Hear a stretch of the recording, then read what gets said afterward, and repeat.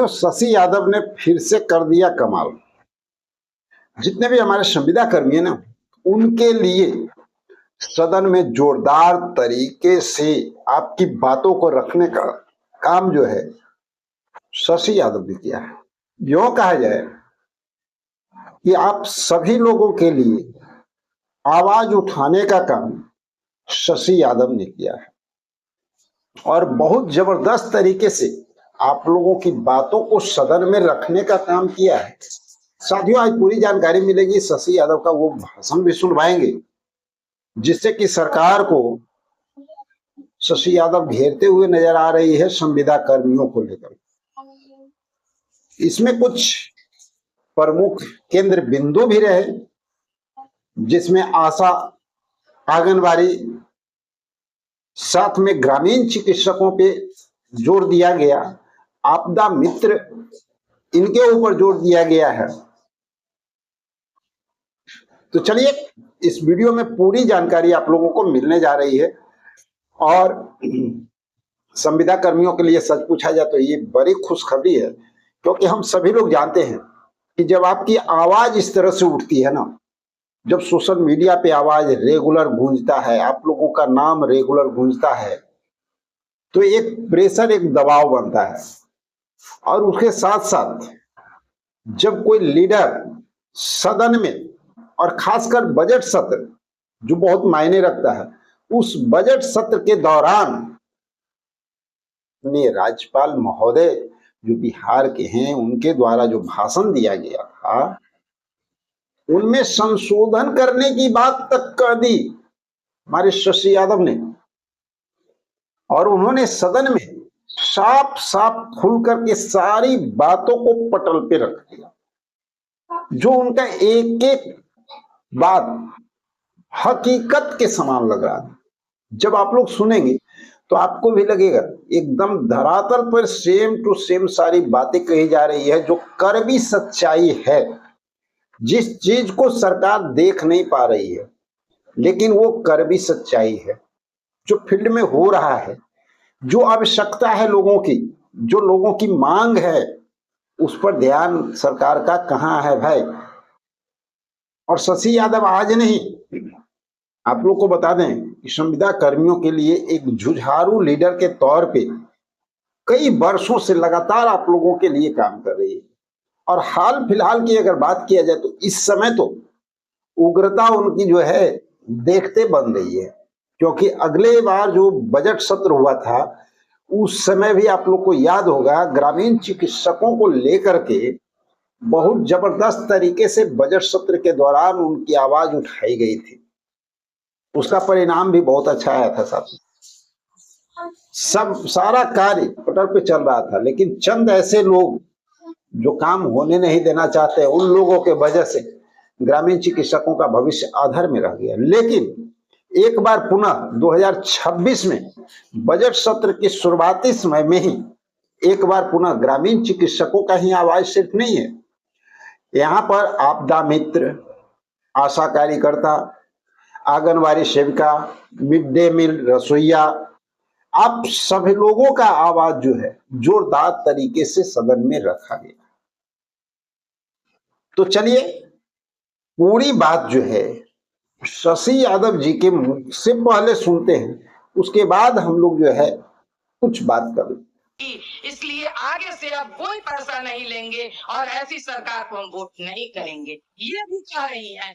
मैं हम लोग को अपेक्षा थी कि समृद्धि यात्रा में जो बिहार की महिलाएं जो कम पैसे पर काम करती हैं, वो आशा कार्यकर्ता हो, आंगनबाड़ी हो, मिल वर्ग, आज आपको नहीं चाहिए कि 6 महीने आशा कार्यकर्ता की बात हमारे मंत्री महोदय कि हमने हेल्थ में इतना उछाल लाया जो महामहिम के अभिभाषण में भी है, मगर उस हेल्थ को अगर जमीन पर उतार दिए, आशा बहने उतार दी और 6 महीने से पैसा नहीं मिला है, उनका कमाया हुआ पैसा नहीं मिला है, उसकी कोई जिक्र नहीं होती है। समृद्धि की बात तो है महोदय, आप हम कैसी समृद्धि चाहते हैं जो सबसे कम काम करने, मतलब सबसे कम वेतन पर काम करने वाली महिलाएं, जो स्कूल में खाना बनाती है, जिस स्कूल की बात आप उस स्कूल में अगर बच्चे उपस्थित हो रहे हैं तो उस की वजह से उपस्थित हो रहे हैं। और उसको उस महिला को आप 4-5 महीने से वेतन नहीं दे रहे हैं। आंगनबाड़ी की वही हाल है महोदय, तो इसलिए ये इस बात को भी लाना चाहिए, शामिल करना चाहिए। और 5 साल से 60 साल तक जो आपने दिया है 1100 रुपया, मैं चाहूंगी कि उसे 2500 रुपया किया जाए। और विकलांग वो भी आप वही, जबकि विकलांग कह लीजिए कि बहुत चीजें करने की स्थिति में नहीं रहते हैं, दिव्यांग है, वो दिव्यांगों को मान लीजिए कि उनको बहुत सारी चीजें एक आग्रह है। और लघु उद्यमी योजना, सब लोग कहे कि पहले लघु उद्यमी योजना आया कि 2-2 लाख हम सभी योजना को फिर से कम सारे लोगों के लिए, और इसके लिए जो आपने आय प्रमाण पत्र की बात की थी उसे सहज और सुलभ बनाया जाए।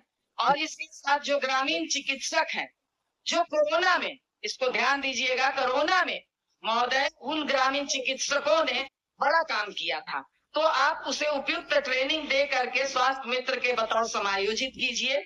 आपदा मित्र जो कह लीजिए कि आपदा के समय में वो लोकल होते हैं, वो बहुत काम करते हैं, उन आपदा मित्रों को आप कम से कम जो है मतलब वेतन, उसे न्यूनतम मासिक वेतन आप दीजिए, ये काम आप जरूर कीजिए। इस आशय का कोई ये नहीं है, वो लोग काम करते हैं, जान जोखिम में डालते हैं, मौत के मुंह में चले जाते हैं, मगर उसे नियमित मानदेय नहीं मिल रही है सरकार। साक्षर भारत के लिए पुस्तकालय अध्यक्ष सहित सभी विभागों में रिक्त पदों की भर्ती की जाए और राज्य में डोमिसाइल नीति को लागू किया जाए।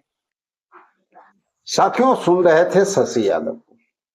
आप देख सकते हैं लगातार हमारे संविदा कर्मियों के लिए शशि यादव वरदान की तरह साबित हो रही है, और रेगुलर आप लोगों की बात जो है सदन में जब भी मौका मिलता है उठा रही है। और सबसे बड़ी बात तो ये है कि बजट सत्र के दौरान, वो भी बजट सत्र जबकि हमारे माननीय राज्यपाल महोदय जी का जैसे ही संवाद समाप्त होता है, ठीक उसके बाद जब उनको मौका दिया जाता है बोलने का, तो वो अपनी बातों को लेकर के आती है और जोर देती है संविदा कर्मियों, उन आशा वर्करों पे, उन आपदा मित्रों पे, उन ग्रामीण चिकित्सकों पे जो हर विकट परिस्थिति में सरकार के साथ ताल से ताल मिला करके समाज की सेवा करते आए हैं, अपनी जान को जोखिम में डाल करके पूरे कार्य को करते आए हैं।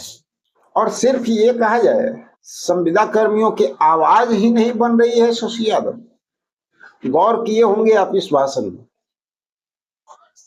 सरकार से मांग कर रही है क्लियर, सरकार से मांग कर रहे हैं एकदम क्लियर शब्दों में, इन लोगों का काम किया जाए। ग्रामीण चिकित्सकों को समायोजन होनी है तो स्वास्थ्य मित्र में इन लोगों को जो है समायोजित किया जाए। आपदा मित्रों को उनकी जो मांग है उसको पूरा किया जाए। आशा कार्यकर्ता, मिड डे मील रसोईया, सबकी मांगों को पूरा करने की बात कह रही है। तो आप समझ सकते हैं कि किस तरह से हमारे शशि यादव जी लगातार संविदा कर्मियों के लिए सरकार के साथ लड़ती हुई नजर आ रही। तो हम सब लोगों का भी कुछ दायित्व बनता है ना, अपना भी कुछ कर्तव्य बनता है कि हम सब लोग भी मौके की नजाकत को समझें और सही समय पे सही एक्शन लें, अपनी बातों को अपने स्तर से भी सरकार तक पहुंचाने का प्रयास करें, सरकार को घेरने का प्रयास करें। आप लोग को याद होगा 12 फरवरी एक महत्वपूर्ण दिन सभी संविदा कर्मियों के लिए, क्योंकि जितने भी संघ संगठन है सभी एकजुट होकर के उस दिन धरना प्रदर्शन कर रहे हैं अपने अधिकार, अपनी मांग के लिए। उसमें लोगों का अपना सहयोग ये अनिवार्य है, आपका अपना बैनर जरूरी है। अगर जिला मुख्यालय पे यह आंदोलन हो रहा है, वहां पे आप सब लोगों को पहुंच करके अपनी उपस्थिति दर्ज करानी चाहिए, सरकार को एहसास दिलाना चाहिए, ये भी बहुत जरूरी है। तो चलिए साथियों, मिलते हैं कुछ और जबरदस्त इंफॉर्मेशन के साथ अगले वीडियो में। जब तक के लिए जय हिंद।